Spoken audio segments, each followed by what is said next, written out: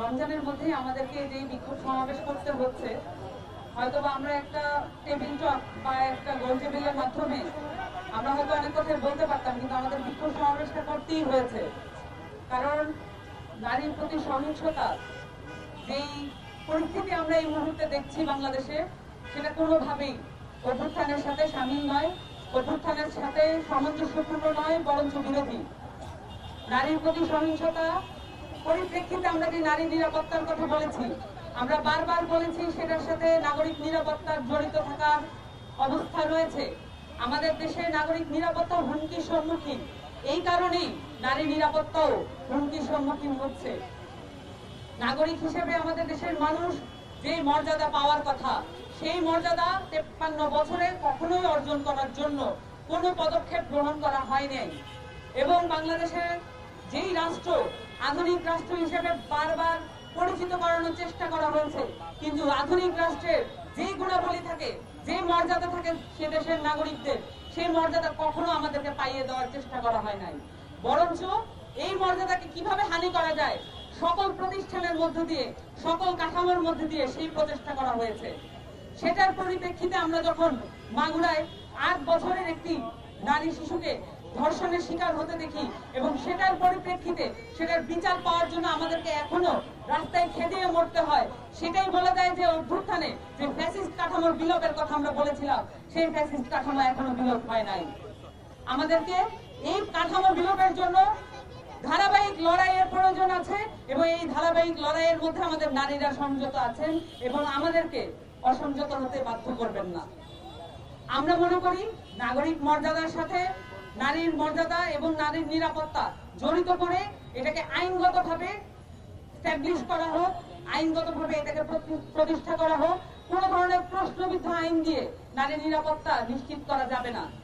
নতুন করে আইনগুলোকে ঢালাওভাবে সাজাতে হবে, যাতে করে বাংলাদেশের মানুষের জন্য, বাংলাদেশের নারীদের জন্য, বাংলাদেশের প্রান্তিক জনগোষ্ঠীর জন্য, বাংলাদেশের দলিত হরিজনদের জন্য আমরা সার্বক্ষণিক নিরাপত্তার ব্যবস্থা করতে পারি। এ কারণে আমাদের যেই ধারাবাহিক সংগ্রাম আছে, নারীদের যে ধারাবাহিক সংগ্রাম আছে, সেটাকে অস্বীকার করার কোনো উপায় নাই। অভ্যুত্থানের প্রত্যেকটি ধাপে ধাপে নারীরা তাদের যে ভূমিকা দেখিয়েছেন, তারপরও অভ্যুত্থানের পরে আমরা দেখতে পাচ্ছি এটাকে অস্বীকার করার পায়তারা চলছে। নারীদের ভূমিকা শুধুমাত্র নারীদেরকেই বলতে হবে, এই জায়গা থেকে আমাদেরকে সরে আসতে হবে।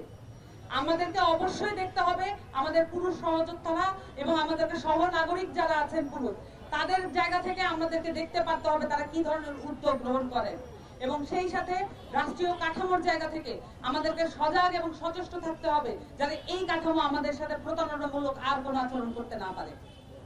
এবং সেই সাথে আমরা আমাদের এই রাষ্ট্র পুনর্গঠনের যে স্বপ্ন দেখতে চাচ্ছি, সেই সাথে এখানে যে রাজনৈতিক জায়গাগুলো আছে, নারীদেরকে এখানে নেতৃত্ব হিসেবে উঠে আসার জন্য, ঘুরে দাঁড়ানোর জন্য যে জায়গাগুলো করে দেওয়া প্রয়োজন, সেটা পুরো উল্টো দিকে পুরো রাজনৈতিক কাঠামো চলছে, পুরো রাজনৈতিক সিস্টেম এটার উল্টো দিকে চলছে।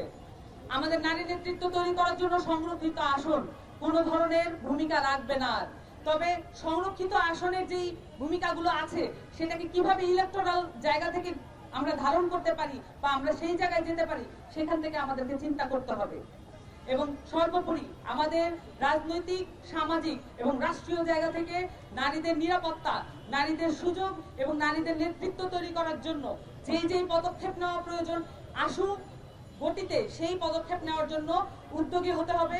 এখানে যে নারী কমিশন গঠন করা হয়েছে, আমরা দ্রুততম সময়ের মধ্যে নারী কমিশনের প্রপোজালগুলো দেখতে চাই, এবং সেই সাথে নারী কমিশনে যাতে রাজনৈতিক দলগুলোর প্রপোজাল আমরা ওপেনলি দেখতে চাই যে নারীদের প্রতি তাদের দৃষ্টিভঙ্গি কি, এটা তাদেরকে পরিষ্কার করতে হবে।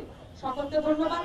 আমাদের বিক্ষোভ সমাবেশ এখানেই সমাপ্ত ঘোষণা করছি, কিন্তু সন্ধ্যা 7টার সময় ইফতারের অবহিত পরেই আমরা আমাদের যে ছোট বোন আসিয়া, যিনি ঢাকা মেডিকেলে মুমূর্ষু অবস্থায় আছেন, সেখানে আমরা আমাদের পক্ষ থেকে, এনসিপির পক্ষ থেকে আমরা তাদেরকে সহমর্মিতা জানানো এবং তাকে দেখতে এবং তাকে সেই সহানুভূতি এবং সেই সহমতি জানানোর জন্য আমরা উপস্থিত থাকবো।